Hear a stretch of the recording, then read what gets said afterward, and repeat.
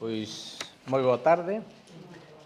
En primeiro lugar, queremos, desde a Escola Oficial de Idiomas de Santiago de Compostela, dar a benvida ás persoas presentes, sobre todo as que viñeron propositadamente vencendo o frío e a friaxe que hai fora, e tamén as que nos están a seguir a través da canle de YouTube do Departamento de Cultura da Deputación Provincial da Coruña, que nos siguen ao vivo.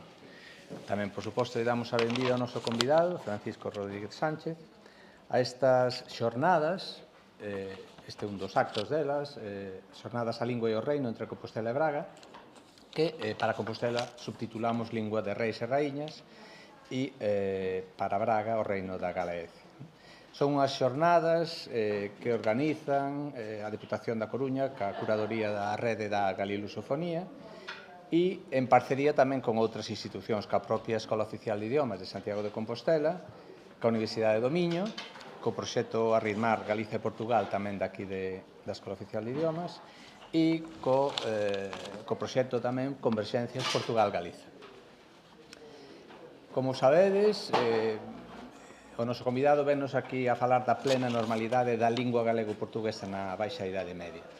Entón, primeiro, quería facer unha reseña, breve reseña biográfica, de Francisco Rodríguez Sánchez, que naceu en Ferrol no ano 1945, estudou Filosofía e Letras na especialidade de Románicas nas Universidades de Santiago de Compostela e Complutense de Madrid, onde tamén realizou os cursos de doutoramento, que incluíron disciplinas de Historia Antigua e Contemporánea. Doutorouse na Universidade de Santiago de Compostela coa tese Análise Sociolóxica da obra de Rosalía de Castro, a primeira que se apresentou nunha universidade galega sobre a escritora. Catedrático do Instituto, hoxe xubilado, ten publicado estudos que foron marcos ben importantes sobre clásicos da literatura galega, como Curros Enríquez, Blanco Amor, Rosalía de Castro, entre outros.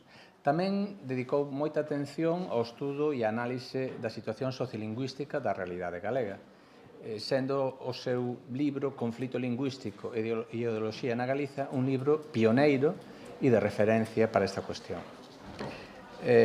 Foi, durante o franquismo, un dos iniciadores e promotores do uso do galego no sistema educativo. E ven realizando, en especial desde o inicio dese século, en distintos medios digitais en papel, en lingua galega, un importante traballo de divulgación da historia medieval da Galiza. Produto dese traballo de investigación e análisis sobre esta materia é o libro en 2 tomos de 2022, Unha etapa estelar e conflitiva de Galiza, a relevancia do reino galego, e unha etapa estelar e conflitiva, 2, un reino como clase dirixente. Neste último, dedica un importante apartado ao tema que nos trae hoxe aquí. Recomendo a lectura dese libro porque dá unha análise casi día a día daqueles momentos tan importantes, tan decisivos e, por desgraza, cun final tan negativos para o país.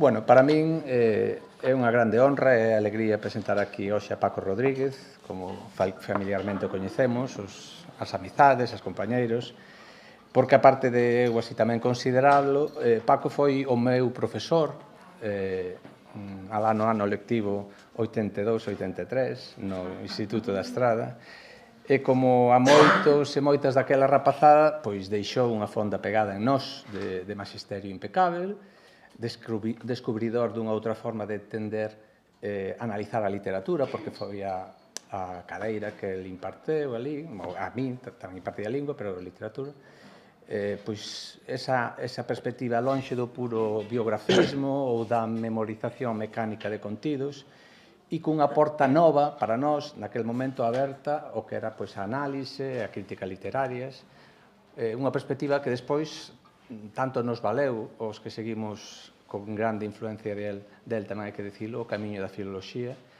e o amor ás linguas e ás literaturas, e, en primeiro lugar, a nosa propia. Por tanto, deixo xa co profesor Francisco Rodríguez. Bueno, moi boa tarde e grazas a todas as persoas que estades aquí pola vosa asistencia, non?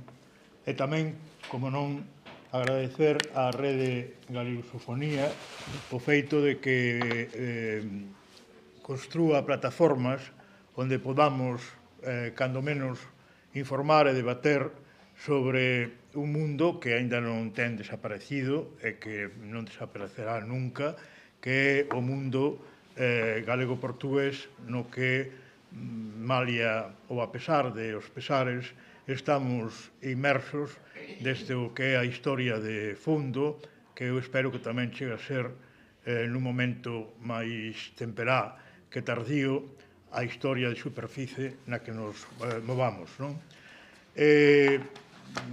Especial agradecimento e afecto a Gonzalo, que efectivamente evócame uns tempos, si ben algúns aspectos máis difíciles que os de hoxe, tamén dentro da negrura, máis esperanzados e con maiores expectativas, non? En todo caso, naquel instituto onde estivemos os dous, eu teño recibido non solamente alento polas capacidades intelectuais de moitos alumnos e alumnas, e en especial de Gonzalo, sino tamén porque exerceu nalgúna ocasión de bondadoso informador de cais eran as intrigas que se tecían en contra da miña persoa, non? Co cal sempre sempre de agradecer. Ben, dito isto, vamos a empezar por algunhas cuestións previas que non por previas deixan de ter importancia, non? E é que no medievalismo, en xeral, o que é a historiografía española, pero tamén boa parte da galega, na medida que é dependente, subordinada á primeira, hai un desprezo total e unha ignorancia total sobre a realidade plurilingüe que na Idade Media era máis vizosa do que hoxe na Península Ibérica, porque eran sociedades plenamente unilingües, non? Desde o punto de vista do que eran os sectores populares. Este pluralismo lingüístico caracterizador dunha etapa en que non había a unidade política hoxe existente que conforma o Estado español, nin tampouco había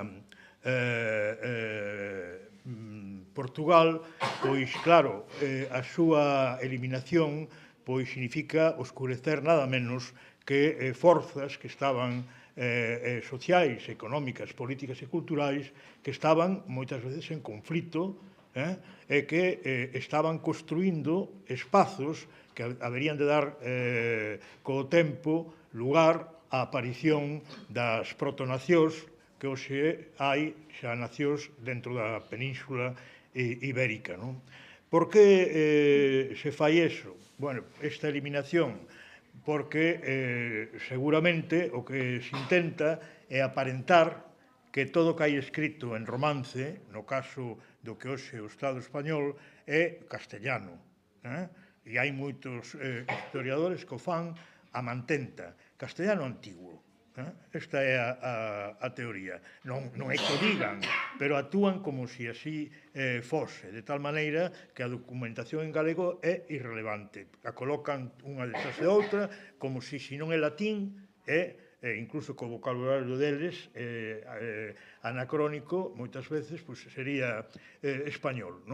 Despois, tamén hai unha razón ocultando en que lingua están eses documentos para ocultar que non hai clase dirixente en determinados países, en particular o noso. Porque, claro, se aparece un conde de Trastámara expresándose en galego en calquera parte, ou os arzobispos de Santiago expresándose en galego, pois hai que ser moi torpe para non ver que non é a situación actual, que era outra, cualitativamente moi distinta, non? É, polo tanto, o intento de impor ou introducir unha amnesia preconcebida ou simplemente a forma de seguir actuando cunha práctica acumulada no tempo que é conveniente non poner en discusión. E isto é moi grave porque é xa unha primeira manipulación histórica de calado. Sin embargo, como vos dixen, axuda a comprender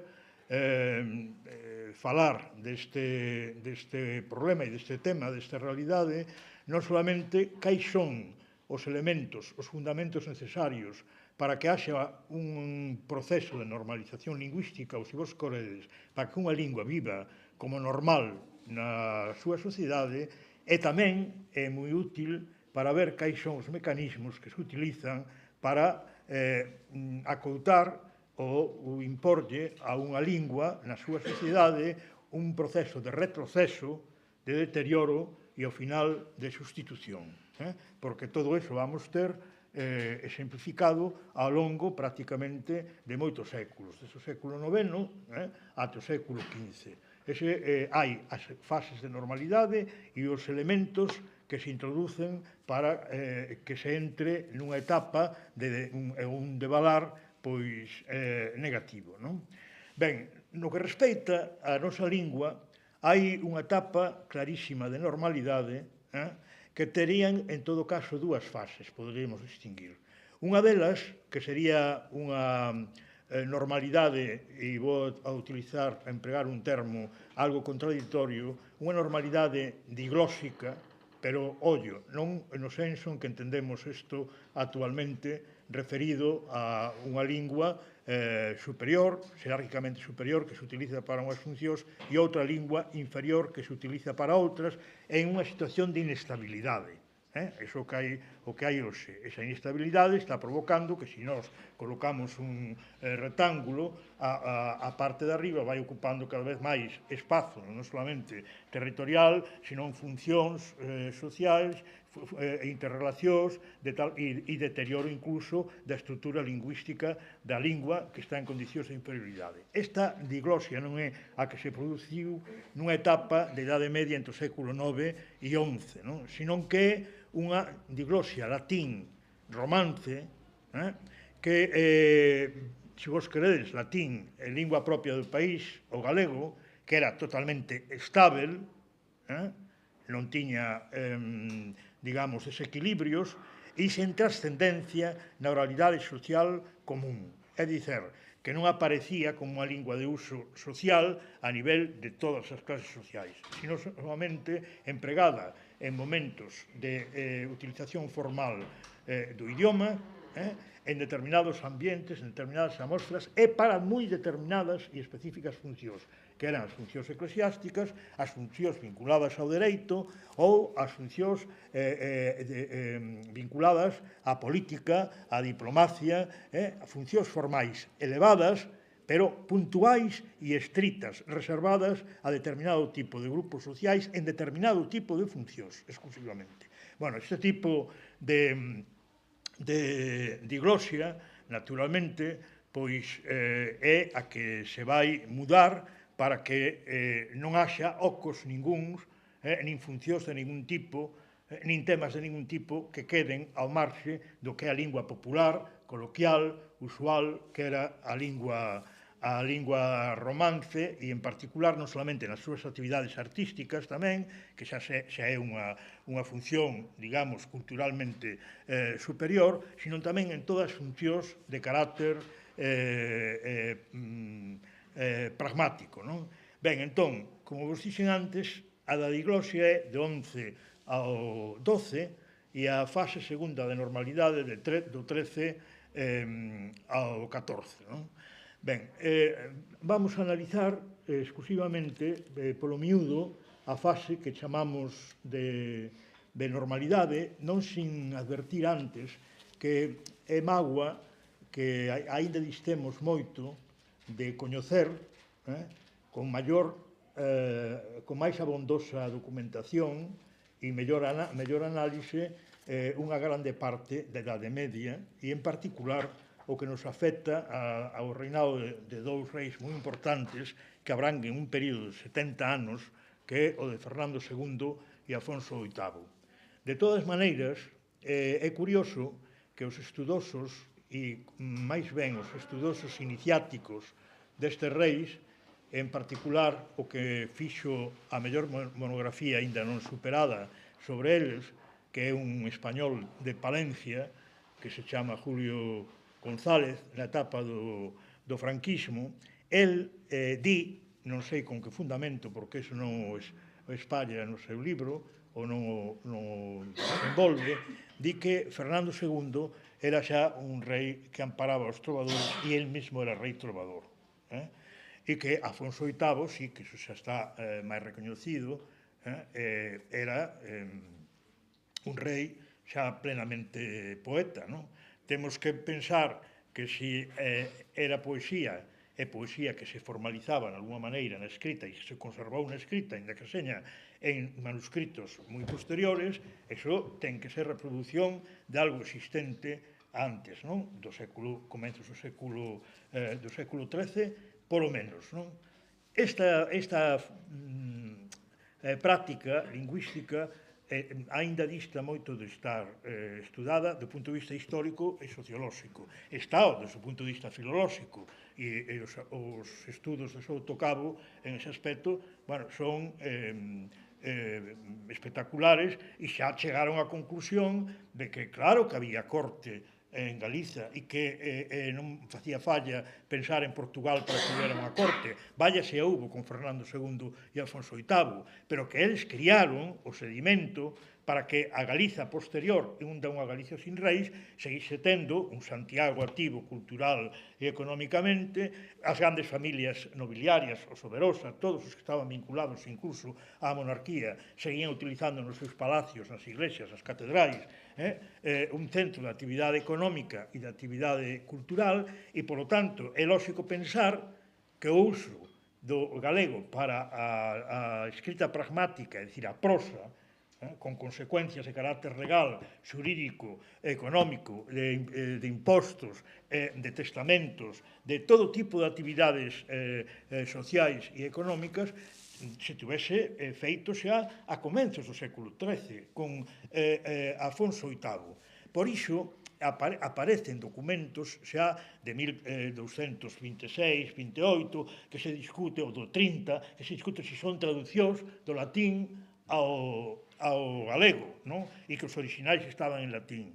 Pero a mí pareceme que hai moitos indicios de que se vayan a seguir atopando máis probas de que, efectivamente, a comenzos do XIII, o galego se usaba xa como unha lingua pragmática ao tempo en que se iniciou a súa utilización no Reino de Portugal e despois no Reino de Castela, a partir, sobre todo, de 1250, e xa con Afonso X o Sabio, o castelán, con unha enxurrada que casi prácticamente exclúe o uso do latín, polo menos nas relacións institucionais de carácter laico e nas institucións jurídicas, económicas ou de outro tipo calqueira. Pero eu quero facer fincapé en que, volvo a repetir, hai aí un vacío que, como de moito calado, igual que grandes personaxes que foron arzobispos de Santiago, como Pedro Soares ou Pedro Monís, que realmente a min dame moita sospeita que non se conserve ninguna obra deles nin en latín. Iso non é crível. Algo pasou para a eliminación dunha gran parte ou simplemente para a perda dunha gran parte desa documentación. Ben, un proceso deste tipo non se torce, un proceso de normalidade, verdade, nin se logra de forma súpeta, senón que é sempre por un proceso progresivo, tanto a introducción en funcións que esa lingua non ten, para dislocar, ou se vos querede eliminar, a diglosia cultural, meramente cultural a que me referín, ou, no caso xa de que teña unha competencia, unha competitividade de outra lingua, tampouco se elimina a propia de forma súpeta e de forma, digamos, puntual. Sempre hai procesos de carácter moi lento. Pois vamos ver agora, entón, algúns apuntes sobre a segunda fase que nos interesa, porque a primeira, esa da diglosia cultural, eu reproduciría desde o punto de vista dunha imaxe vendo as miniaturas dos tombos, por exemplo, o de Tosos Outos. Non? Un tombo onde está dibuixada, onde está retratado a Teresa de Portugal, que está acompañada pois de Bermudo Pérez de Castro, o seu amante e esposo, en un momento determinado, e ao mesmo tempo está a filla de Teresa, Urraca Enríquez, coa que se casa tamén este home, un caso de incesto claro, non? Bueno, os tres son galego-falantes do século XII, non? Galego-falantes, totalmente galego-falantes. Ahora, a emisión da documentación está, no caso dos tres, en latín. Aí tede reproducido a unidade do mundo galego-portugués nesa época en persoas que falaban a mesma lingua. Non?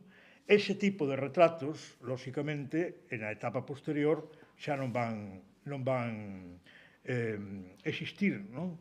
Pero é máis chamativo aínda unha cuestión que hoxe pode sorprender, pero que foi así na realidade práctica, e é, cando nos perdemos a monarquía propia, o reino dirixido por un rei galego, ou cun rei galego ao fronte, a partir de 1230, é cando coincide co desenvolvimento maior do galego, ou, se queredes, co inicio do desenvolvimento do galego como lingua que vai ocupar o que antes ocupaba o latín. A partir de 1230 hasta prácticamente 1388, despois explicarei por qué, como datas significativas, podemos falar dun proceso de normalidade ou dun impulso irrefreable que ten algún perigo latente, pero que non se desenvolve para nada nesta época. Non? Por que acontece isto? Bueno, creo que acontece porque hai unha maior complexidade da vida social e económica, hai un maior desenvolvimento de todo tipo, das cidades, hai unha necesidade, polo tanto, de poñer por escrito acordos de carácter contractual de todo tipo, de tal maneira que se desenvolve unha burocracia en base a notarios, en base a registradores, en base a xuíces, que todo ten que quedar por escrito. Xa non vale o acordo oral que se transmite oralmente. E, máis, empeza a aparecer unha monarquía xa que ten un certo aparato de Estado, que ten cargos institucionais con certa profusión, e entón, en que se expresan eses cargos, eses membros da burocracia, como teñen que actuar? Pois hai que escoller entre o latín ou a lingua oral e coloquial. Curiosamente, quen máis impulsa, como é lógico, porque son os que teñen o poder, que se realiza o trasvase á lingua romance e, polo tanto, que seña a lingua de uso tamén formal cotiá, son as clases dirixentes. Esas son as que teñen un papel clave, porque, en todo caso, o pobo vai ser beneficiado na medida en que o latín, inda que lle leran o documento, xa non o entendía. Inda que pudera aceptar que a súa forma de falar tiña que ver con eso. Eso era máis sofisticado, pois xa non era transparente. Pero tiña a ventaxa de que agora alguén leía, e entón el podía certificar se estaba ou non de acordo. Agora podía ser vítima dun engano, pero do punto de vista da legalidade estricta está claro que o documento existía, era fiel, se lle daba de valor notarial e se asinaba como tal, se podía utilizar, pasados os anos, que de feito se utilizaban, para facer determinado tipo de demostración, herdanzas, todo tipo de actividades. Non quedaba xa nada excluído. Por lo tanto, este tipo de sociedade é unha sociedade, salvando os instrumentos tecnolóxicos que temos hoxe, moi complexa e moi cuidadosa dos actos que emitía de todo tipo. Non? Ben, para min hai moitos debates lingüísticos un pouquiño requintados sobre si realmente a conciencia de ter unha lingua romance propia pois a comenzo non existía, que solamente existía o criterio do romance generalizado e que ninguén lle poñía un adxetivo de galego, catalán ou castellano ou francés, non? Vamos ver, eu penso que aí en fin, se entremesturan moitas cuestións, pero hai algo que é irrebatível, non? Que hai que ter conciencia da realidade como algo significativo e relevante para poder despois escribir na lingua da que tes conciencia. E o resultado está que uns escriben dunha maneira e outros escriben doutra. O cal quer dicir que son conscientes e que as realidades non son. Son similares, pero non son iguais no sentido de idénticas. E iso non quere decir que ti non lle chames a unha cousa galego e lle chames romance ou simplemente linguaxe ou simplemente fala, que non teñas conciencia de que ti non falas exactamente igual que fala un señor de Burgos. Había unha conciencia leve, pero sí moi clara, de que eso remitía a unha protonación, a unha nación no sentido primixenio do termo no latín, a algo que é originario, que é propio, que é o sentido da palabra nación. A palabra nación, cando se politiza no sentido de identificala con o Estado, é un proceso moito máis tardío, pero na Idade Media falábase de que os galegos eran outra nación, e no mundo moderno exactamente igual. Ben, digo porque, por exemplo, na historia compostelá queda claro que os redactores da historia compostelá sabían que había unha forma peculiar de falar en Galiza. E fala claramente o redactor, cando escribe en latín, que sí, isto quere decir callos en gallego. É un vocábulo galego, non? Ou o propio cronista ten claro que Xelmírez fala en latín en León, dando a entender que non falou, vos dades conta, na súa lingua, pero nun sínodo, vamos, en unha especie de concilio ou consello, non? Ben, digo isto porque, xa vos digo, a nivel académico hai moitos debates sobre esta cuestión que tampouco, para noso fin, teñen maior interese. Pero mirada hasta que extremo tiña forza xa o popular cando se empregaba a estrutura diglóxica que, por exemplo, nos tombos, e en concreto, pero podíamos utilizar outro calqueira, os tombos da Catedral de Mondoñedo, escribindo aínda en latín, os documentos que hai ali depositados nese tombo, pois xa, por exemplo, a toponimia e os nomes de persoas, moitos deles aparecen xa en galego no texto latino.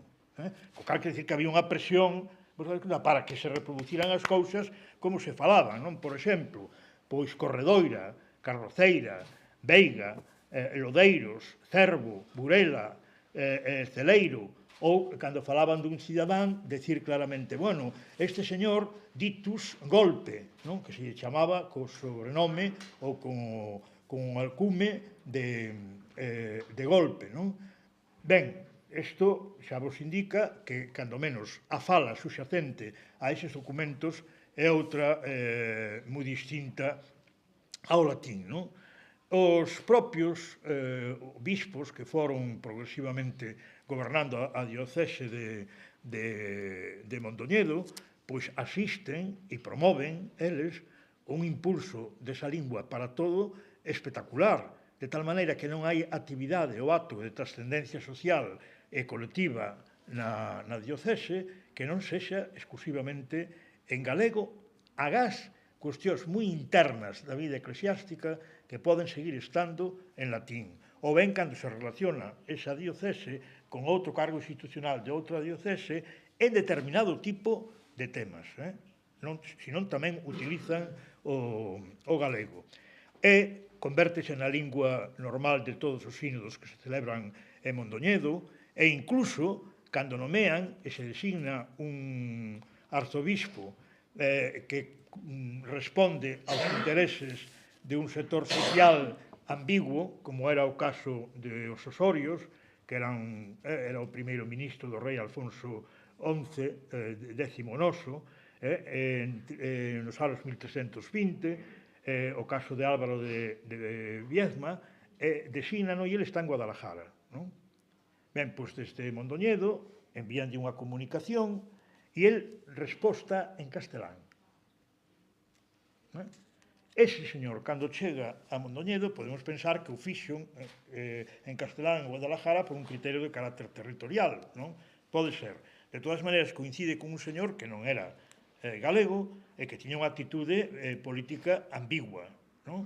Por que o nomearon? Bueno, simplemente porque era, como os digo, un seguidor do primeiro ministro e, ademais, formara parte da rede vasalática feudal de Pedro Fernández de Castro, que si era un señor da clase dirixente galega. Pero cando chega a Mondoñedo non fai xa ningún tipo de actividade en castelán. Sométese ao criterio do cabido.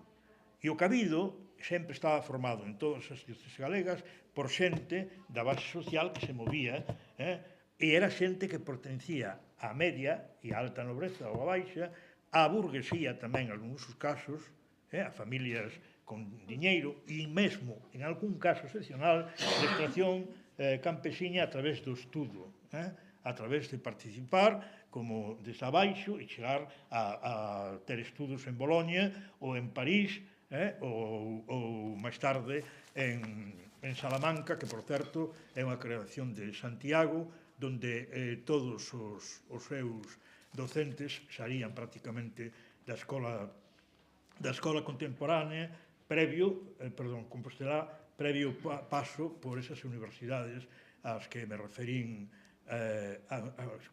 antes. Non hai nada máis esplendoroso que ver nos documentos, por exemplo, como era a flora de toda esa parte norte de Galiza, non? Como estaba chea de castiñeiros, nogueiras, cerdeiras, pumares, viño, había viño, moito viño, na zona de Mondoñedo, en Foz, en Ribadeo. Hoxe iso está todo eliminado. Bueno, e xa tamén está todo sustituído por eucaliptos, non? Desgraciadamente. Ou ver os conflitos entre os concellos moi desenvolvidos, como era o caso de Viveiro, con o propio obispado, non? Que provoca moitas veces a excomuñón e a interdición. E como estes conflitos non conlevan nunca unha ruptura idiomática. Todos se manteñen dentro do seu idioma. Antagonismo social e económico interno. Pero a ninguén se lle ocorre, vostedes conta, usar o castelán por moito que haxa un rei que emite el sí desde a súa chancelería real os documentos en castelán, non? Un bispo como Francisco, que así se chamaba, pois, por exemplo, chega a prohibir en galego que se entregue ou que se permita que nas pousadas do cabido podan vivir e morar os membros das compañías brancas de Beltrán do Esclín, en 1335, cando xa tiña triunfado o trastamarismo, e faino en galego. Ou en 1378 proíbe vender viño de fora, mentres haxa o viño da comarca. Por lo tanto, creo que até Porto de Boix, en 1371, e aínda despois, até 1378 e un pouquiño máis, podemos decir que, por moito que houber unha chancelería real que empregase o castelán, e o impacto diso en Galiza, do punto de vista de usos sociais, era nulo. E se viña algún castelán ou algún estranxeiro a ocupar algúns cargos da monarquía, ou incluso excepcionalmente, moi excepcionalmente, o bispado, o arzobispado de Santiago, tiña que entrar polo aro e non se lle consentía a mutación lingüística para nada. E creo que isto é o significativo. Ben, estas conclusións as poderíamos sacar, xa vos digo, analizando calquer tombo. Por lo tanto, a sociedade galega tiña certa conciencia, non unha conciencia como se pode ter hoxe, non? Pero tiña unha conciencia de que será un instrumento que a ela lle pertencía, que era un idioma propio do reino, e que, ademais, o seu estatus era territorial, é dicir, abranguía Galiza, unha Galiza real, a nacional, non a de hoxe, non a limitaba a 4 provincias, a natural, onde eles sentían que se seguía falando igual, que abranguía tamén o reino de Portugal e que era, ademais, unha lingua para todas as clases sociais. Por lo tanto, era unha situación onde había lealdade lingüística. A xente sentía iso como algo propio. Se nós analizamos que ten pasado aquí, pois o que ten pasado é a ruptura da lealdade lingüística, non? Unha lealdade lingüística que nos últimos anos que nos a vivimos, por exemplo, nos 50 últimos anos, había unha lealdade lingüística primaria no campo. Non estaba con un nivel de conciencia que chegase á lealdade lingüística, pero había, mentre se conseguía vivir, vos dades conta, en un medio onde as cousas maioritariamente funcionaban dunha maneira, non había unha renuncia ao idioma. Claro, manter esa lealdade lingüística primaria cando a sociedade formalizada vai toda en contra e cando hai unha parte da sociedade que está situada tamén como axente asimilista, pois é onde ven o problema. Pero esta situación última, no caso galego, comenzou prácticamente no século XIX, lentamente. Vale, hasta o século XIX non se produciu eso. Ben, polo tanto, hai poder social interno, que está sustentado por clases dirixentes propias, hai plena protección de usos para os utentes dese idioma e emprégase unha forma escrita que é prácticamente coincidente coa do territorio do Sul, si ben desde o rei Dinís houve algunha pequena mutación derivado de que aí tiñan unha chancelería real propia e aquí non a tiñamos, non? Ahora, é verdade que había un punto de perigo, unha chamada de atención que non porque non estourara ou porque non reventase deixaba de existir, que esa chancelería que emitía todo en castelán e que, polo tanto, solamente tiña unha especie de parapeto que era a estrutura política e a conciencia nacional primaria da sociedade galega dirixida por unha clase dirixente propia.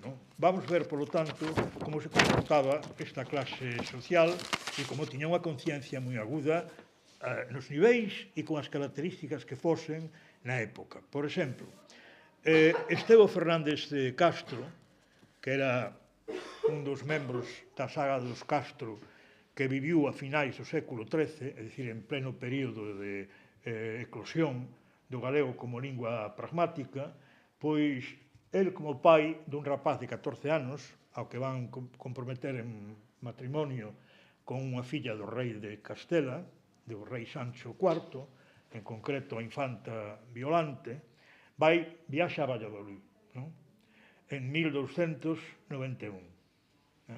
E leva unha carta de arras para establecer o matrimonio e a leva, redixe esa carta de arras en galego, con un acto en Valladolid co rei e con os cargos máis importantes da oligarquía que gobernaba no reino. E, por certo, naquele momento, bastantes señores galegos importantes, como Cabelos de Ouro, estaba tamén como lle chaman, o almirante, Paio. Sí, Gómez Chariño, estaban todos ali. Bueno, entón, nese acto, Estevo leva todo o documento en galego e o rei, pola súa parte, fai o documento en castelán. Se lle dá plena validez aos dous en Valladolid.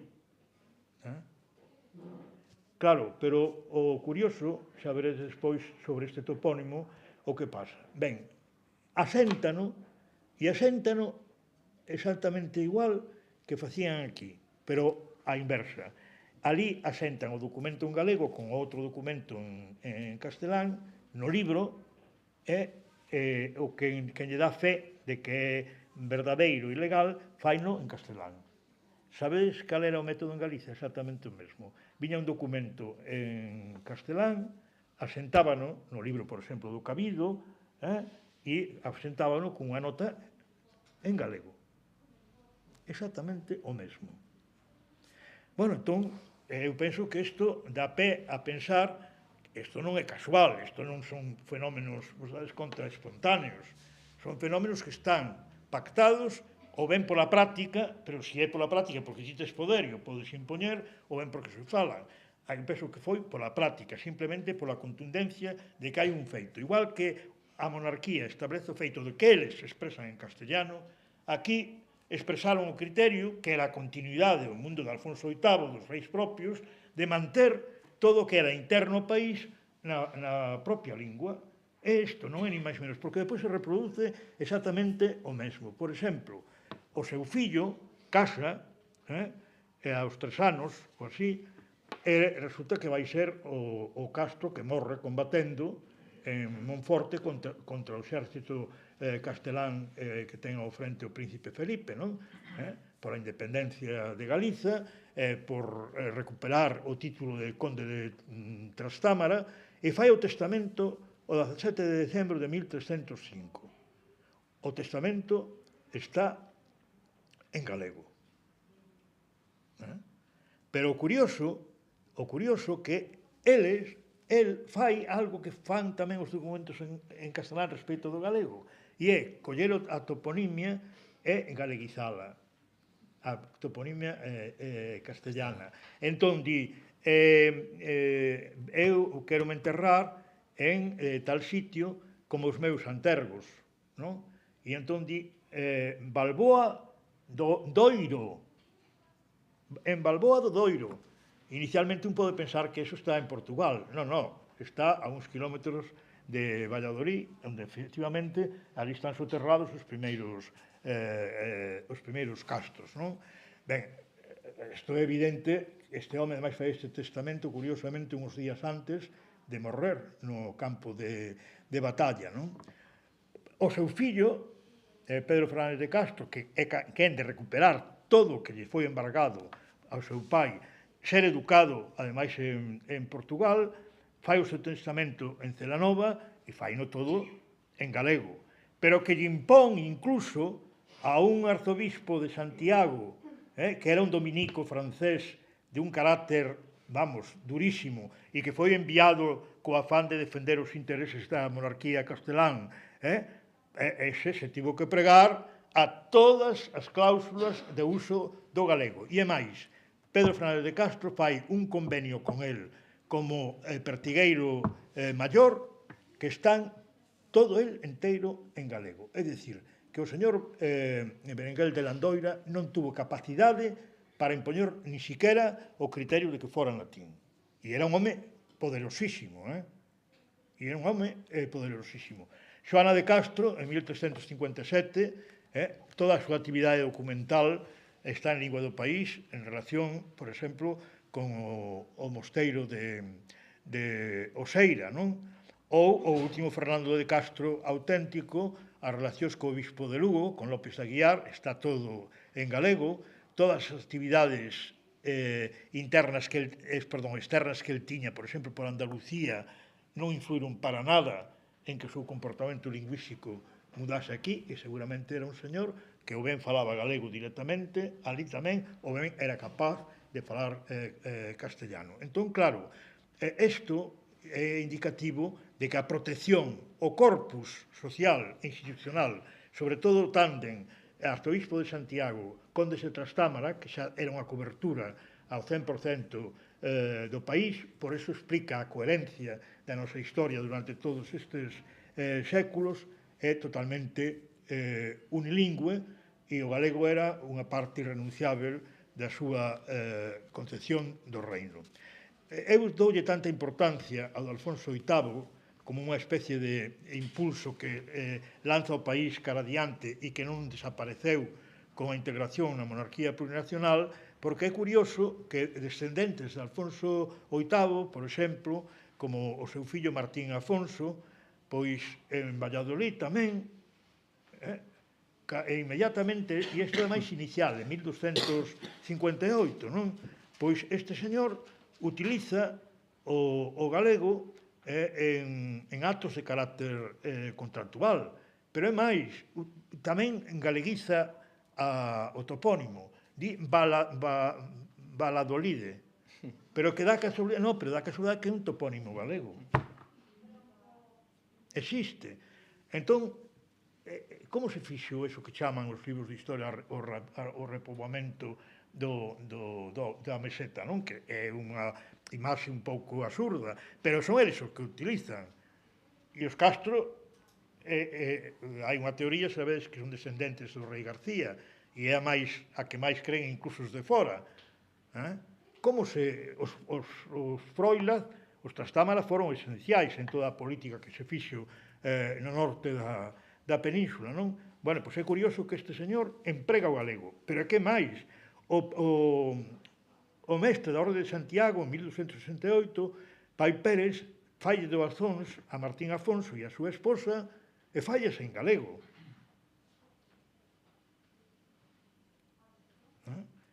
E no monasterio de Santo Espíritus de Salamanca, que pertence despois á Orde de Santiago, resulta que o uso da palabra freira para referirse ás irmáns, porque era feminino, pois, home, eu penso que iso é de orixe claramente galego, non? E a Orde de Santiago, sabedes que é unha fundación tamén galega, en concreto, da etapa de Fernando II. Ben, vou a ir rematando co seguinte. A incidencia, polo tanto, da Chancelería Real castelán, que emprega esa lingua como lingua vehicular, non era inocua, naturalmente, era perigosa, pero o importante é termos claro que non puido entrar na estrutura do comportamento lingüístico social dentro de Galiza. E iso, volvo a repetir, era pola protección da clase dirixente. Ben, calquera petición ao rei tiña que estar neste idioma. Así, por exemplo, con Fernando III, o Concello de Santiago escríbelle con a bella norma en latín, aínda. Poñedevos en 1200, non sei, 50, ahora mesmo aquí non teño tal. Ben, sabedes que fai Fernando III? Responderes en castelán. Xa non respeta un rei que ainda empregaba o latín. O sea, que hai unha intención, non? Pero unha intención de alguén que sabe que non ten suficiente poder para poder mudar as relacións, vos dades conta, nese terreo tampouco. Por exemplo, con Alfonso X hai un xuízo que enfrenta ao cabido con o Concello, non? Ben, curiosamente, o cabido, o arzobispado, vai con toda a documentación en latín. Non en castelán. O Concello en castelán. E o rei sentencia en castelán, pero con un inicio en latín, como para dándolle cobertura á autoridade eclesiástica. Cal era o comportamento dos reis portugueses respecto de aquí? Porque tiñan tamén a relación contractual, relación de dependencia de certos sitios de Portugal respecto de Santiago. Bueno, pois é moi clarividente, non? Resulta que os reis portugueses, as cartas que escriben ao arzobispado para aclarar cal é a situación de determinados bens patrimoniais que ten o arzobispo de Santiago en Portugal, ya se escribe en lingua galega.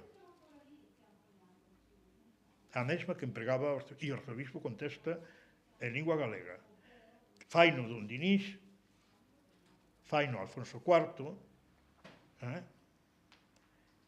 Despois, arzobispos que se atrevesen a empregar o castelán, dunha maneira moi puntual e casi testimonial algunha vez. Bueno, pois, curiosamente, Suero Gómez de Toledo, en 1362, con Pedro I, pero nunca se atreveu a facer ningún tipo de acto onde tuvese interrelación con o cabido ou con o concello onde se atrevese a utilizar un idioma que non fose o galego. Curiosamente, Suero Gómez de Toledo vai ser asesinado en 1366 porque era un infiltrado ao servicio dos Trastámara e un home de nacionalidade estranxeira, non? Ou, por exemplo, no caso de Avinza, do Concello con Berenguel, xa viches que utilizaba o galego, e o de Suero de Toledo tamén o tuvo que utilizar. En definitiva, é moi conocido pois unha frase que está no libro dos Estados de don Juan Manuel, donde un familiar del contoulle que vira ao infante Juan, que tiña moita influencia no reinado de Fernando IV, que tiña conflitos con o propio rei e a súa nai María de Molina, pois conversando o arcebispo de Santiago, Rodrigo de Padrón, co infante Juan en galego. O infante Juan en castelán e el en galego.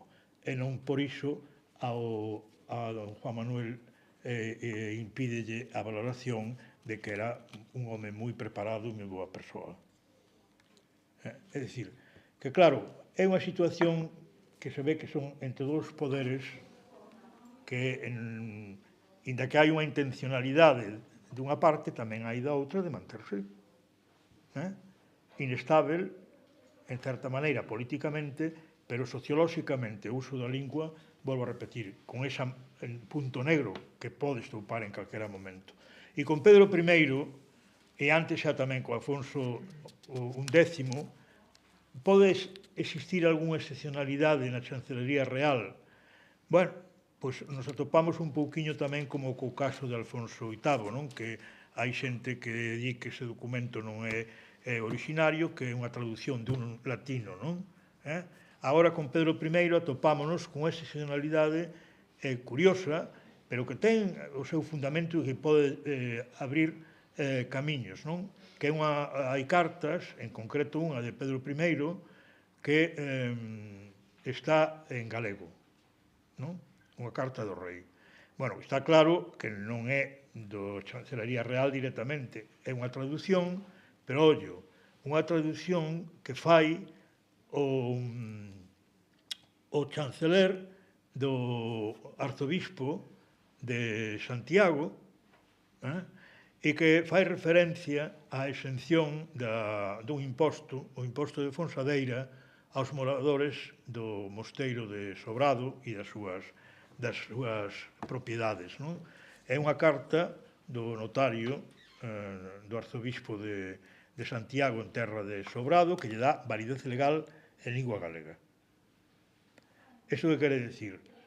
Bueno, que é posible que a monarquía permitise concurso legal a traducción de documentos, porque fixados ben que isto non é que se faga 30 anos máis tarde, nin 40, nin 50, non é unha cousa... Isto faise prácticamente en un período de 10 anos, que non é tampouco un salto espectacular. Hai outras deste tipo, máis discutíveis, pero, ben, eu penso que isto, en todo caso, exixiría pois unha análise a fondo e un coñecemento pois moito máis pormenorizado. O propio feito a forma de denominar o país é sintomática. Nos textos en castellano da Chancelería Real, inicialmente, optouse por integrar o nome do país tal como era, Galiza. O sea, hasta en eso se ve que vai habendo un proceso de transformación, pero que dura tempo. Por exemplo, Enrique de Trastámara, cando xa é rei, e despois de 1369 desde Sevilla, e cando está intentando gañar para a súa causa arzobispo de Santiago, que fora un petrista convicto, pero que acabara malquistado un pouco con o petrismo, porque, claro, non soportou a violencia revolucionaria dos burgueses que estaban aliados con Fernando de Castro, non? Unha violencia grande, unha revolución que inusitada en calquera outra parte da Península Ibérica, non? E entón o rei, curiosamente, fala, Enrique de Trastámara, no documento que lle manda en castellano, do Reino de Galiza. E ponlle aí xa que el quere restaurar para Santiago o modelo arzobispal de Suero Gómez de Toledo, é dicir, todo o poder que tiña ese arzobispo, e tamén o de Berenguel de Landoira. É curioso, non? Os exemplos que pon prometendo ao arzobispo que se vai ver beneficiado das súas mercés e da súa para que seña un arzobispo con autoridade. Non? E a partir de aquí, claro, de 1388, de 1371, non? A batalla de Porto de Bois, que é cando a derrota do castrismo, empeza un proceso de sustitución, pero moi lento, moi irregular, moi desigual, que está basado en eliminar a superioridade xerárquica da clase dirixente interna, eliminándoa incluso, acabando con ela, por emigración ou ben por actos de forza, suplantar o núcleo máis poderoso e convito da clase dirixente por outra ao servicio do exterior e externa, estranxeira, que eso sempre se oculta, non sei por qué. Que pasa? Vamos pensar ahora que no século XIV un castellano era o teu compatriota. Pero isto é así, porque é que... Non, mire, ese señor era un estranxeiro, tan estranxeiro como un francés. Non é un problema é un problema de veracidade histórica. Non é un problema de que, non sei, de que atente, non sei contra que dereito humano e tal, non? Bueno, entón, eran dependentes ao servizo de poderes externos, e é curioso, ten razón, por exemplo, Monteagudo di, no, a asimilación comenzou na cúpula nobiliar. Home, claro, sí, pero comenzou na cúpula nobiliar que era estranxeira.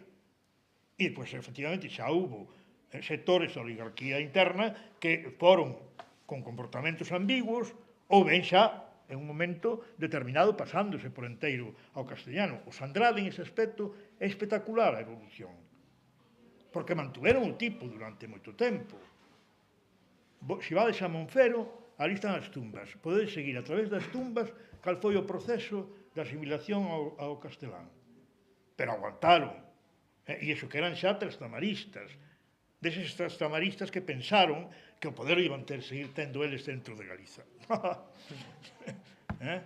Agora, tamén é verdade, e o papel dos arzobispos foi fundamental, estranxeiros, Lope de Mendoza, un andaluz, os Fonseca, exactamente igual, eses fixeron, vamos, unha política taxativa, pero con toda a rede que tiñan. Aí xa non era que eles se emitiran en castelán, é que obligaban a toda a rede de notarios, vos sodes conta, de recadadores de impostos, a emitir todo en castellano. É dicir, que antes dos reis católicos hubo unha eclosión forte de introducción do español, do castelán, perdón, do castelán. E os reis católicos o que fixeron foi xa unha política de rase violenta, porque sin actos de forza ninguna realidade lingüística se muda. Ten que haber sempre actos de forza, que non son solamente os da dinámica do funcionamento social, iso é cando xa está instaurado un uso determinado. Pero antes, de principio, sempre hai un acto de forza. Porto de Bois, 1371, foi clave, e despois xa, durante o século XV, o dos obispos foi fundamental, e de feito, mirade, está o contraste, cando chega Lope de Mendoza, a mudanza é radical, además ten un plan lingüístico claro.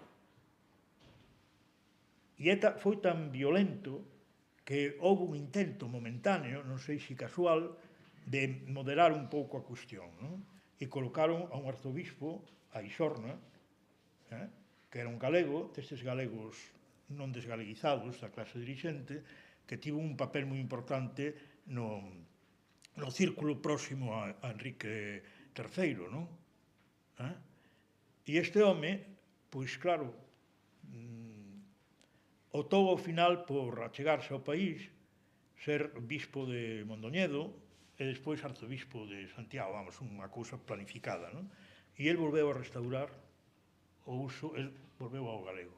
Bueno, ver, por exemplo, o testamento de Isorna é increíble, porque eu penso que é o primeiro caso de galego consciente que está ao servicio xa do exterior, pero que é dos que pensa que esa función pode valer para protexer o país momentáneamente, entón ven morrer aquí. E el muda a práctica lingüística de moitos anos, do anterior, vamos, de máis de 20 e tantos anos. Pero claro, durou o que un lóstrego, foron 3 aniños ou 4, sí? E xa veu unha enxurrada imparável. E os reis católicos, claro, teñen un papel decisorio, porque eles sí que xa foron a por todas. Foron xa os mosteiros, as monxas, a cambiar, a subordinar todo a Valladolid. Eses sí fixeron actos de violencia, pero de violencia, de forzar situacións, vamos a ver, mano militari. Non se fixe solamente por un decreto ou por un papel, non, eso se utilizou a violencia contra un sector da nobreza galega que xa non era utente do galego, pero que nadaba, vos sabes conta, entre dúas augas e tiñas súditos vasales de importancia que pregaban aínda o galego. Por exemplo, no caso do conde de Lemos, hai cousas admiráveis, dos que xa eran de fora, e en especial mulleres, por exemplo, a irmá do duque de Arjona, o fillo de Pedro Enríquez, pois esa señora é curiosísimo, o Concello escríbelle en galego. Por que o Concello de Santiago fai eso a unha señora que era irmá do duque de Arjona, que eran os condes de Lemos, non? Ben, pois, eu penso que é porque sabían que dentro da casa había unha tradición tamén vinculada aos castros originarios e que ela respondía máis a esa vertente. E, efectivamente, a señora contesta-lles: non vos preocupedes, entendín perfectamente o que queredes dicir, non se sabe se pola lingua que estaba ou pola intención que tiña, en galego contesta, a señora. Dice: non vos preocupedes, que efectivamente vades ter garantía de que vos vades poder mover con liberdade polas terras todas que estaban baixo a jurisdicción policial, non? Do duque de Arjona, do que era unha parte de terra de Santiago. Entón, promete que o seu irmão vai acceder a eso, non? Hai mulleres anteriores da súa familia tamén mantuveron o galego, mentres que Pedro Enríquez era todo en español. Pero o propio Pedro Enríquez, en actos documentais, con os Andrade, con o bispo de Mondoñedo, todo o acto legal notarial se fai en galego, e ele ali presente, tanto como xefe superior, para o paso dunha casa que tiñan arrendadas, bueno, un cambio de encomenda, non? De unha casa que alugaba o arzobispo de Mondoñedo a distintos señores importantes que eran vasalos de Pedro Enríquez e dos Andrade, non? E están todos ali xuntiños e o acto documental debidamente notariado en galego todo. E ele era un señor que veu, vamos, explícitamente como Gómez Manrique, o sea, que os do inicio foron, vos sabes, decatáronse que isto, claro, tiña unha entidade, unha importancia, unha forza, que eles mismos se sentían, bueno, pero eu son... O sea, había algo que lles impedía entrar a saco, non? E Gómez Manrique tamén seguiu unha posición oportunista, unha de cal, pero co cabido non quería enfrentarse. Ben, entón xa remato dicindo que realmente a resistencia que aquí houve foi moi firme, arriscada, cada vez baixo maior presión, e, desde logo, se ledes o libro do Concello de Santiago, que aí consérvase, ou todos os tombos, ou ver como incluso Maragatos xa en un momento de debilidade grande, a mediados do século XV, os comerciantes maragatos para conseguir calquer tipo ao Concello de Lugo aínda se facían a petición en galego. Por exemplo, os Botas. A familia dos Botas, que é unha familia que foi despois tuvo ultramarinos en Ferrol, estes señores son os antepasados, non? E eses son de Astorga, bueno, maragatos, vamos, non? E eses maragatos usaban o galego aínda no século XV. O sea, que había unha idea de que, bueno, de que isto tiña certa protección. Entón, despois dos Reis Católicos, sí que quedou isto oralizado, marxinal desde o punto de vista social, inda que un sector da fidalguía cada vez en proceso máis de ruína que mantiña coloquialmente, e esa foi a situación até prácticamente o século XIX. Pero claro, o país descabezado. Que é o problema que temos hoxe? Claro, ao non ter clase dirixente, isto, pois sí, hai un sector social máis ou menos importante, de tipo moi popular, que claro, eso ten moitas... é frágil, non? Porque ademais non é compacto. Vamos a ver, unha cosa vos pode dar unha idea. Imaginadevos que todos os médicos e todos os abogados, o 80% de Galiza, tuvesen o do idioma como un criterio clave. Ou que unha parte da Igrexa o tuvese tamén. Bueno, ainda sin ter unha clase dirixente correspondente a unha etapa de globalización, porque eso xa é difícil, pero o idioma resistiría moito mellor, non? O problema é que a base social que ten o galego non é compacta. Nin ten poder. E entón, sin de enriba, as institucións non é a Chancelería Real, non é o Boletín Oficial do Estado solamente, é o que vende Madrid, o que interno reproduce todo iso con todos os... Claro, a cousa é aguda, non? É máis difícil, é máis... Pero ben, eu penso que hai o criterio de que as cousas non se poden... Vamos ver... que ten que haber un afán de lealdade lingüística ou un afán de vincular o do idioma a unha mutación social e económica.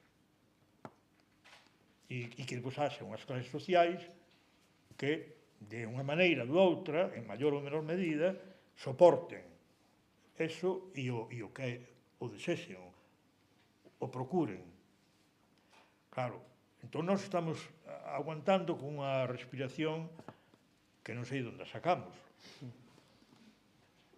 Pois debe de ser dos antecedentes históricos, non?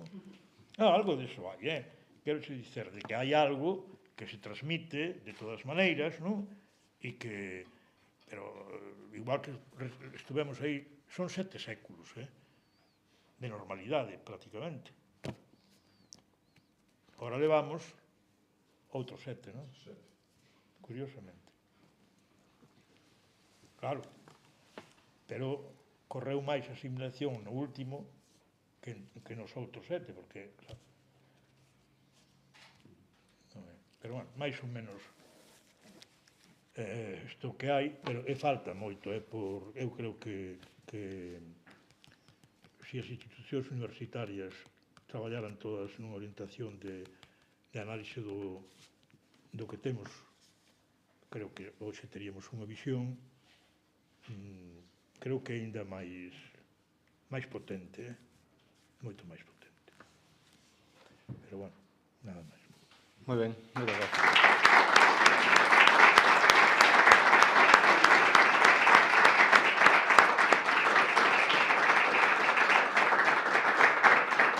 Pois agora imos abrir unha rolda de intervencións, preguntas que queirades facer, tanto aquí na sala como se hai alguén que nos está seguindo en directo, que sí que hai, o quere facer a través do chat, pois o pode facer.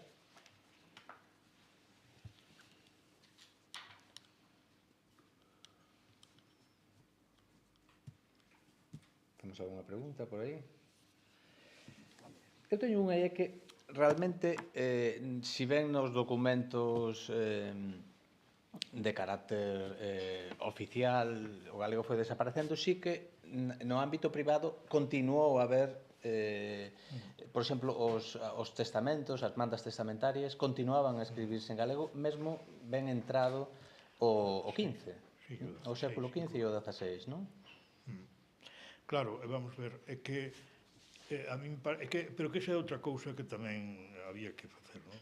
E é que a nobreza toda que quedou de tipo menor, non é? Ese o que se chama fidalguía dos pazos e todo iso, ese é un mundo que tamén está todo inédito, non? E aí houbo resistencia en determinados sectores durante moito tempo. É dicir, eran señores que non solamente usaban o galego, senón que efectivamente se podían enterrarse en galego, facer testamentos en galego, pero ese espazo cada vez se foi esgotando máis na medida en que os poderes estatais foron intervindo máis directamente en todo, non? Pero penso que no século XIX, vamos ver, por exemplo, a familia de Rosalía era unha familia que coloquialmente tiña que falar galego, forzosamente, non sempre, porque o galego de Rosalía eso non é capaz de escribirlo ninguén e non podo facelo, pero non digo o equivalente estético, é dicir, o nivel desa señora de maleabilidade lingüística, de uso do vocabulario concreto, ademais que é o difícil, porque o fácil é dar unha conferencia deste tipo, o difícil para un señor que non vive neses ambientes e non sei que, é darlle unha boa lección aos presentes sobre a fauna e a flora e os afectos e os sentimentos, non? Matizadamente, ben. Eso Rosalía faino, entón esa señora tivo que mamalo, né? E se tivo que mamalo é porque estaba no ambiente social dela, non é porque falase con a nena e xogase na esquina solamente. Así non se chega a ese grau de adquisición lingüística, non? Bueno, e iso é no 19. Depois, o propio Blanco Amor ten unhas novelas en español que, o caso da Catedral e el Niño, é evidente aí un proceso de destrucción desa clase social para que non se pudiese converter en unha burguesía nacional, non? O propio Otero tamén penso que noveliza un pouquiño eso, non?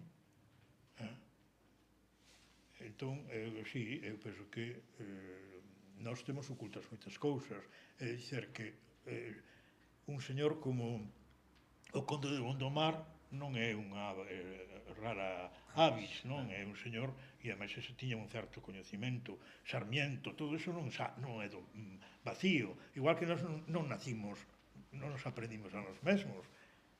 É dicir, nós somos produto de que coñecemos en algún momento histórico, uns coñecemos o libro de Castelao, non? Bueno, pois, nova vida, non? Perdeuse incluso lingüísticamente a mellor tradición familiar, pero a volvo a recuperar. No caso hasta o 19, eu penso que mesmo o normal era a continuidade coloquial oral. É dicer, que era peor, no que nos caso foi peor, o aburguesamento, en plan, como foi posible aquí, ou incluso os grandes, non? En plan tendeiro, ou en plan comerciante de escravos ou en plan de negociar coa emigración, foi máis españolizado eso que os núcleos que vivían en contacto co mundo rural. E non se quero dicir nada cando se estableceu xa a norma de que unha das formas de trepar e de integrarte na modernidade era acceder á burocracia do Estado. Ese é un dos rasgos da sociedade galega, non? Por exemplo, é unha gran diferencia con Cataluña. Por exemplo, na miña época, un rapaz ou unha rapaza, o futuro maior a que podía aspirar, bueno, hoxe menos, pero entón que era? Ser funcionario do Estado. Éramos profesores, abogados en distintas... É iso. economistas, bueno, entón a burocracia do Estado estaba moi izada, non? Máis que de cataláns, por exemplo. Eso é como foi o proceso de integración. Entón, claro, eso leva a que os cataláns teñan pois unha visión menos apegada a ese tipo de salidas. Tradicionalmente, agora as cousas están mudando moito, claro, todos teñen problemas, pero xa me gustaría a min ter os deles, non? Eles teñen un problema grave con a inmigración, pero nós temos unha emigración que somos nós mesmos, non? Quero dicer que o problema o temos dentro, pero o temos dentro con unha parte do corpo nacional que é máis, vamos a ver, é máis unha parte é ignorancia, e no sentido profundo do termo, non me refiro no sentido de cultura académica, non? É ignorancia sobre o propio país, descalificación del, desvalorización, e non creer que isto poda ser unha cousa diferente. Ese é o dilema que nós temos dentro, non? E que unha parte da poboación, pois eso ten, igual que a idea de que non podemos ser nada sin España, non? Entón, claro, todo o galego pois acaba sendo algo residual, algo subordinado, ou ben unha visión tradicionalmente afectiva, que é isto de, non, sí, a familia, a comida, non? Unha visión que non acada ao nivel da conciencia colectiva, non? E claro, eso non se corresponde realmente co que fomos históricamente. E iso é un dos motivos polos cais tampouco se quere mudar o coñecemento histórico. E tamén un dos motivos polos cais calquera revelación da verdade histórica aproximativamente provoca a sensación eso ten que ser un invento. É así. Alguna outra pregunta por aí, Suso? Sí, pois falando niso, sempre é un placer, e xa son varias ocasións nos últimos tempos nas que tivemos esta oportunidade de lerte e escoitarte, e entón por agradecerche o traballo tan importante que estás a facer nestes últimos anos para a recuperación da memoria histórica do reino. E depois, quería comentar tres cousiñas. A última era bueno, que tiña pensado comentar por último lugar, bueno, colocar no inicio, porque aproveitando que a mención a Cataluña, non? Eu como catalanófilo e mesmo catalano parlante acompaño un pouco a actualidade catalana, e a situación do catalán usa que non podería os galegos que víamos con envexa, non? A realidade catalana e o prestixio da lingua, precisamente por ser unha lingua da burguesía, etc. Unha maneira de ascender na escala social, non? Para ese contingente enorme de inmigrantes que hai, non? Do Estado e agora de todo o mundo. Pois unha maneira de ascender ao catalán, pois iso acabou. Todos os días hai noticias de que o catalán está en crise, na mocidade, na infancia, non é nada comparable como o noso, pero que está tal. Os cataláns, cando dixeches, por iso pensei, que saben gustariamente ter os problemas que teñen os cataláns. Pero nós temos unha vantaxe enorme, e isto entronca coa idade media, temos unha vantaxe enorme que non teñen os cataláns, e é que temos unha lingua, podemos ter diferentes ideas sobre a identidade da lingua, pero temos unha lingua internacional, non? Podría servirnos como unha ferramenta de comunicación internacional, e poderíamos, de fronteiras para dentro, servirnos esa dimensión internacional da lingua para recuperar ou frear ese valo imparable que ten a lingua a todos os niveis, de refalantes, de cualidade lingüística, etc. Entón, esa era a cuestión.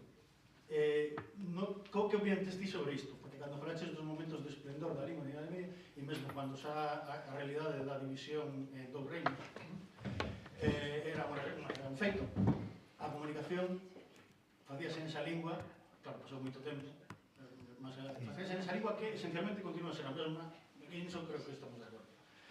Esa era unha cuestión. Depois, hai unha cousa que me chama a atención, bueno, partindo dos eloxios que xa coloquei, entón non vou repetir, pero, claro, todos temos un pasado e unha formación. Chámame a atención que, por exemplo, te refiras a Galiza medieval como o país, ou a protonación e tal, e evito, non sei se consciente ou inconscientemente, chamarlle reino. E que cando falas do reino plurinacional para referirte ao que realmente era a coroa de Castela ou o imperio, se queres, non? E non Monarquía. No. Paco, toma nota porque...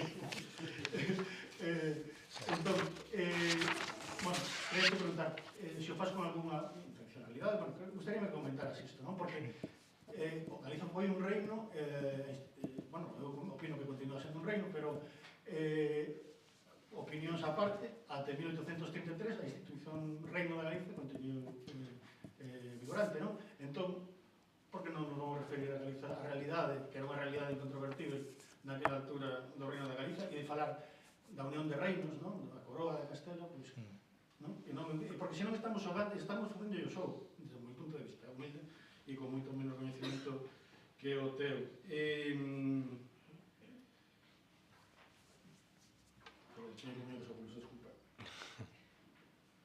depois que o caso galego non é un caso de sustitución lingüística, digo, non é un caso, iso repítese por todo o mundo e en todos os tempos. E comeza sempre da mesma maneira.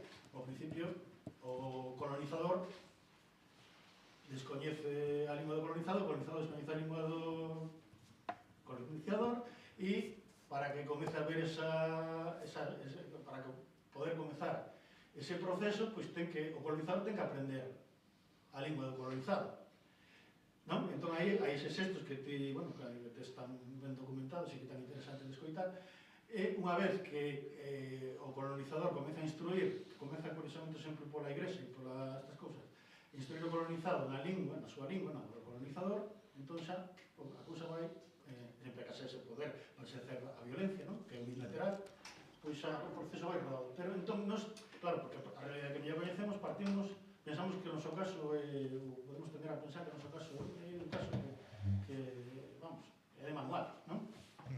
E eran esas cuestións. A ver, varias cousas. Mira, primeiro, se dixen, non obvio nunca a palabra reino, todo o contrario. Non sei se foi un lapsus, eu o que empreguei, ou intentei empregar, foi monarquía plurinacional. Foi o que dixen. A monarquía plurinacional, ou o que intentei dicir, non sei se o dixen, para referirme ao conxunto noroccidental. Cousa que lles arrepía. Ou que os arrepía. Vale. Entón dixen eso, pero claro que Galicia é un reino, e foi, no, e seguiu sendo, e ainda está entre os títulos que ten o Borbón. O sea que, non, é verdade. Sí. Bueno, aí non vos vou contar, pero sí. Están grabando. Non, pero, bueno, é verdade que entre os títulos que ten, Juan, vamos, agora o actual e o anterior, vamos, el sabía-o, non? Entón, aí se o fixen foi un lapsus, porque sempre emprego monarquía plurinacional, nunca reino, para referirme ao conxunto da monarquía plurinacional que se instaurou con Fernando III, non? Bueno, depois respecto da cuestión do galego e o portugués, non?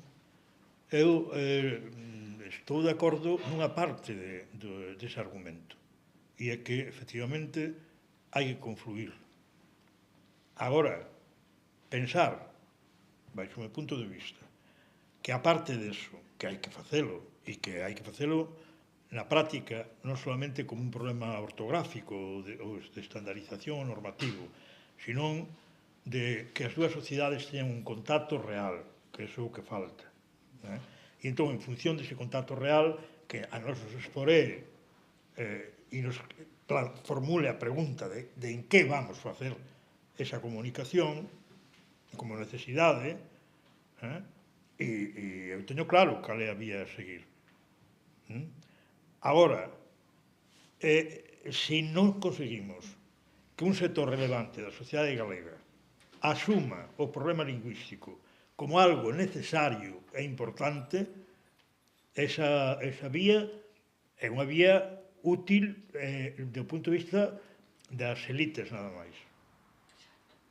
É dicir, do punto de vista profesional, do punto de vista de persoas que se moven no mundo global, e igual que saben o seu idioma, pois poden saber moitos outros, e neste caso, como efectivamente o idioma internacional, o usa dentro e fora, pero ademais xa sin preocupación sociolóxica de ningún tipo. É dicir, ese tipo de utente do galego, o máis probable é que vai a ser un utente do galego que si na realidade súa eso lle crea conflitos ou problemas, o deixa reducido a súa actividade profesional onde poda moverse con tranquilidade, o deixa reducido como un instrumento de traballo.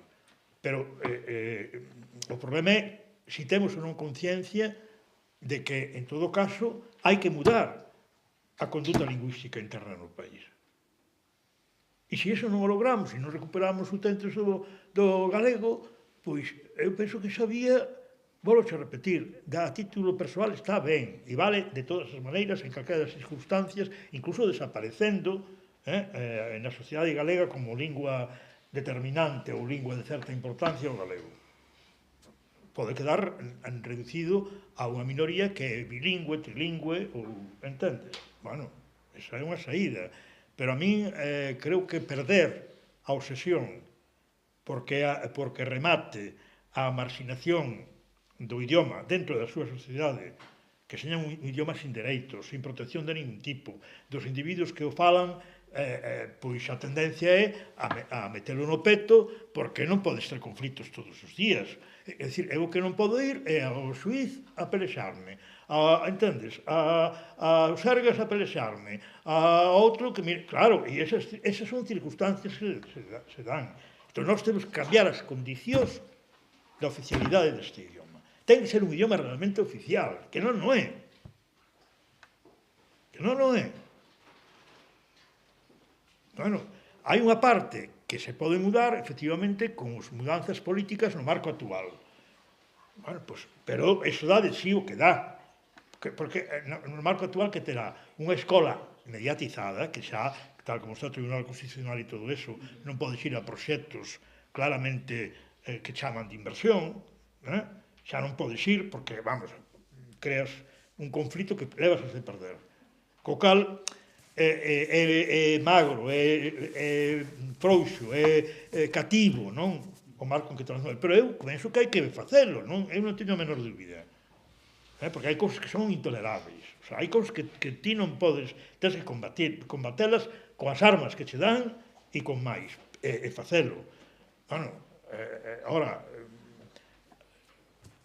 se non nos contentamos con eso, pois teremos que defender un estatus de oficialidade que conleva uns cambios políticos de cuidado, Como mínimo, vamos a ver, o que late, é un anacronismo que non me gustaría usar, pero o que late na circunstancia actual é se podemos volver a unha circunstancia similar, mudando todo, non? Que non é a mesma sociedade, pero similar a que se vivía nesa fase medieval sin monarquía propia, pero con un funcionamento casi confederal, se ti queres, que eso sería o mínimo, ou se vamos a un proceso independentista.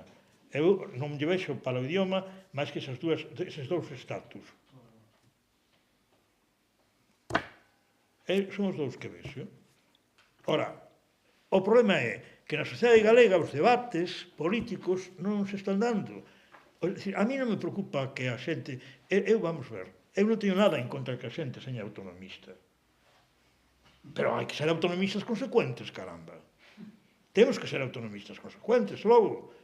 Temos un estatuto que é unha vergoña, que é unha auténtica vergoña, que leva 50 anos sin modificar, ou 40 e tantos. A onde vamos con eso? Todas as comunidades autónomas, as regionales, todas mudaron eso, intentando copiar de Cataluña o que para... Se sei que era para foder, non? Pero fixeron. Aquí, Non, nada máis que se acorda pero temos un problema grave. A xente é indiferente termos unha policía nas rúas nosas ao que hai. O sea, que o bon é a Garda Civil. Logo, que estamos un país que ten marisqueo, con unha cantidad de costa de carai, con unhas estradas terribles. E non, eso sí, eso está igual. É que somos unha penosidade. E cando digo somos todos. Non estou xa falando do PP e do PSOE, que eso xa é para darse de comer a parte. Eso xa son renegados. Pero nós temos moito que rascar, moito. Porque somos, non sei, a veces de sangue de horchata. Non é esa cousa tan galega, non? Bueno, agora hai que ter cuidado, porque pero, señores, vamos a ver, se non damos o debate, a xente non vai sentir como necesario nunca nada. O sea, houve dos trens, hai pouco, o de que non podían entrar polo túnel. Bueno, como é posible que pasando eso, o sea, van a regar Asturias de novos vehículos de tracción para unha rede de FEBE que é espectacular en relación coa nosa. Entón, nos que nos queda? Que nos manden a chatarra como xa é que temos que sobre ali? Pois aquí pregunta Rueda si isto afecta a Galicia, pero imbécil, afecta tanto que nin te citan. É que nin te citan.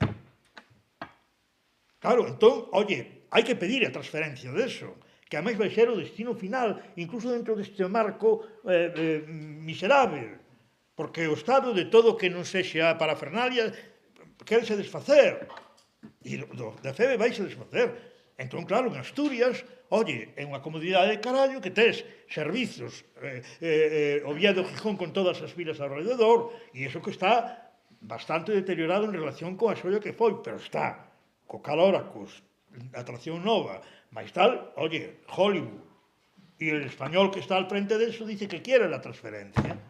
Pois aquí xa vixes cal foi a teoría sempre. Non se necesita. Con el estatuto actual non chega. Solamente hai que pedir algo se é para facer electoralismo barato en un momento determinado. O non nos o dá a nosotros. Pero, imbécil, si ti nunca pides nada.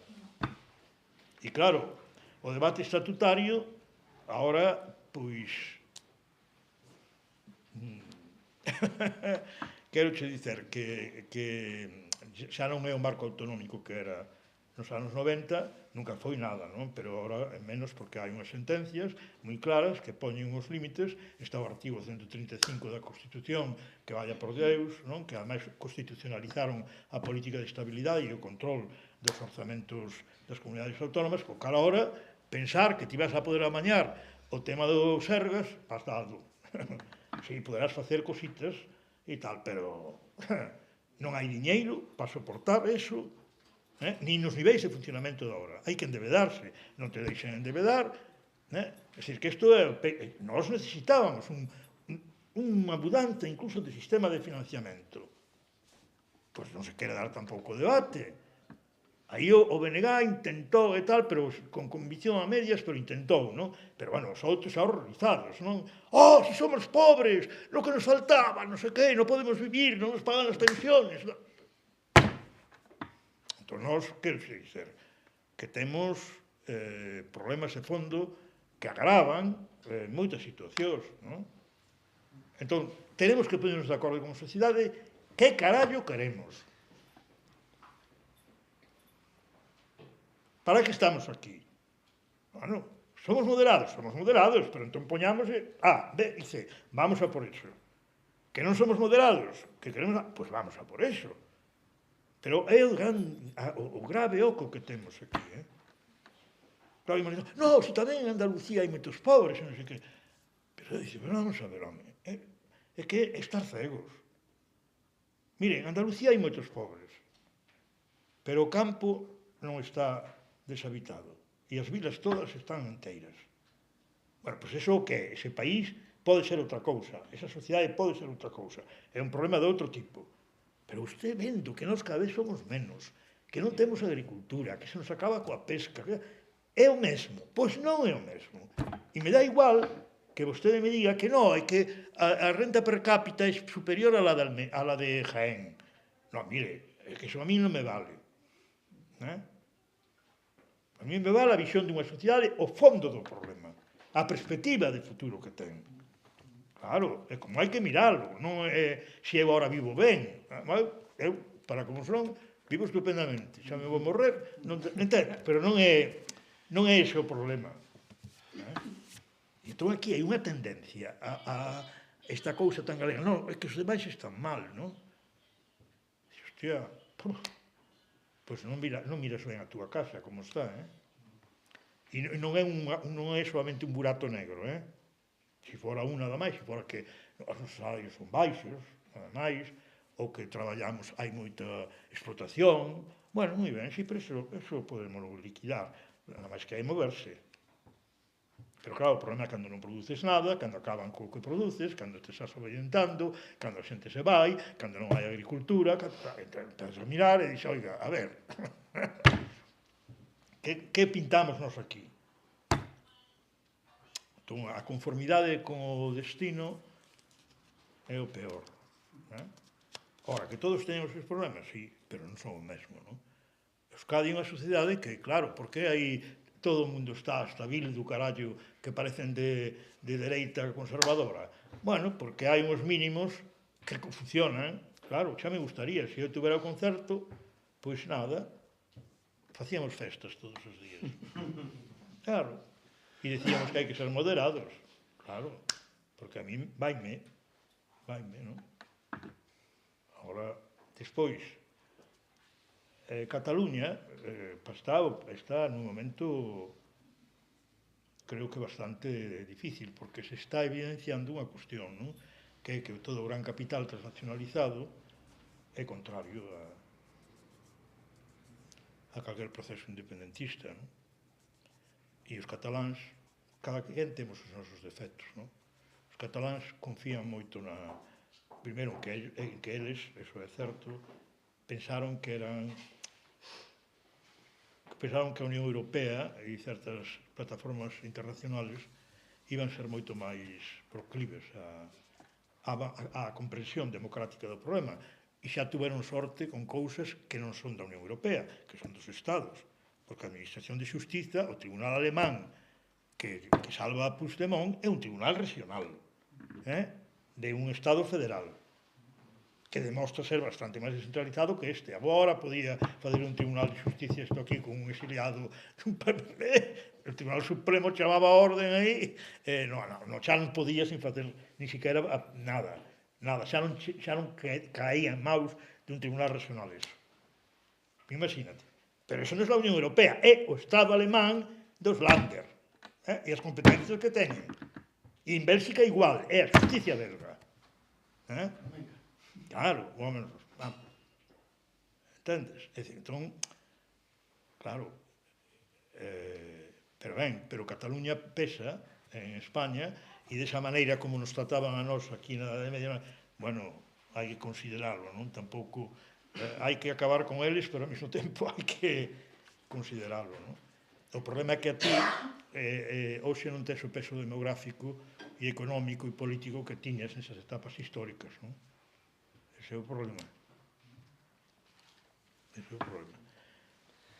Bueno, entón, sei que as asimilacións lingüísticas repítense en todo o mundo, e mesmo sei que é posible, mesmo dunha maneira voluntariosa e artificiosa, restaurar unha lingua, pero, bueno, xa son cosas máis difíciles, porque entón sí que xa tens que ter un país con unha mentalidade, en certa maneira, como ten o xudaísmo sionista, non? E eso son palabras maiores, non?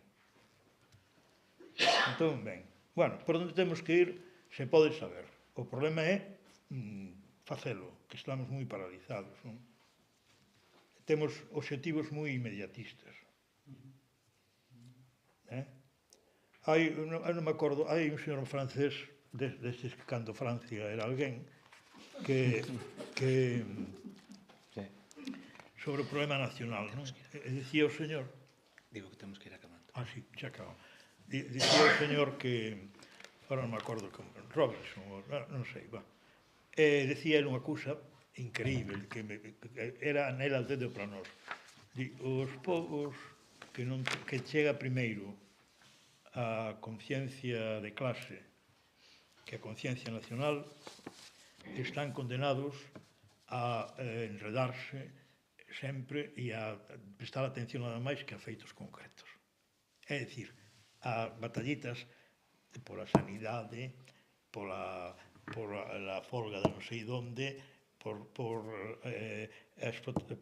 o convenio, non sei onde, está moi ben, pero non son capaces nunca de dar un salto a unha cousa política. Non? Eu me vin retratado ali, vin ao meu país retratado, porque efectivamente en Galicia non é que falte espírito reivindicativo, incluso capacidade de confrontación, dentro do Estado español, se non é a primeira, a segunda, a tres de folgas, de manifestacións, pero efectivamente o nivel de levar eso a unha perspectiva máis política, porque mira que a leva feito gordas a Unión Europea aquí, a Unión Europea, o Estado español, porque esa é outra, son os Estados, non? O Estado español baixo a capa da Unión Europea, non? Están as feitas moi gordas, Pois hai unha reverencia que eu non o podo entender, porque outra cosa que digas, bueno, isto, efectivamente, para sair de aí é un problema, ou non temos capacidade, ou, bueno, isto, a xente socialmente non está todo iso se entende, pero ter adherencia a alguna cousa que é un tinglado economicista terrible, de un despropósito, ademais onde solamente o negocio, non hai nada máis que iso, e malo, porque a ti te toca unha parte moi perjudicial do tinglado, e que non haxa esa sensibilidade, non? E mira, o sector da pesca aquí o pasou fatal, e o está pasando fatal, e son moitos millóns de euros os que hai en xogo, en xente que os puxo, xa sei que depois se van desguazar, todo o que queiras, pero non é un modelo, non, que poda satisfacer a ninguén, non? O modelo diseñado para este país está claro, Galén. Non, xa. Por iso, quero dicir, ao marxe, en todo caso, o que se vexo, que é unha asignatura difícil, é que a nosa relación con Portugal ten que intentar que se bote a andar en termos prácticos e que señan mínimos. Non? Pero non por nada, sino porque é unha cousa que está aí e que algo nos temos que decir, e que a máis se ve que xa aconteceron cousas que é unha necesidade iso, non? E que podemos ter algo en mutuo beneficio, e a nós sería unha bocanada de oxígeno, e a eles tamén mirar un pouco máis para onde deben mirar. Quer dicir, que se a nós nos vale iso tamén de trampolín para o que foron as súas excolonias, eso está moi ben. E eles debían de mirar máis para iso tamén, porque son un país pequeno e teñen aí moitas posibilidades, moitas, máis que as que teñen na Unión Europea. Do punto de vista de beneficiarse persoas, que falta lles fai tamén, porque avellentado está bastante tamén,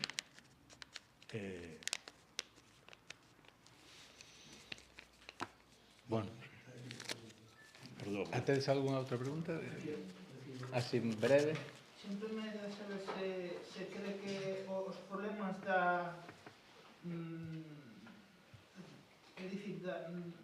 dos problemas que hai da pesca e da cultura é solamente un problema económico ou debía de solucionarlo con fondos europeos?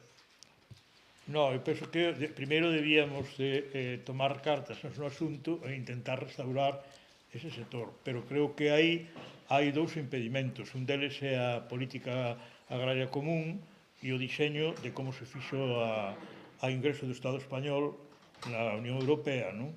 Que partiu do suposto de que Galiza non tiña por que ter base agraria, nin tiña siquera por que ter base gandeira, de acordo te toda a política das cuotas como foi, que se resistiu a pesar e se modernizou, entre aspas, o sector, a pesar de que ese non era o diseño inicial que quería a Unión Europea. Pero aí o tes continuamente boqueando e non acabamos de ter unha situación estable. Mudouse o modelo, incluso para un modelo intensivo, que resulta que agora se demostra que non era o que se debía de ter feito, é dicir, é un disparate, non? E entón, a política europea é complementaria, ou é a que é tamén porque foi a que o Estado español, en certa maneira, pactou para o Estado, non?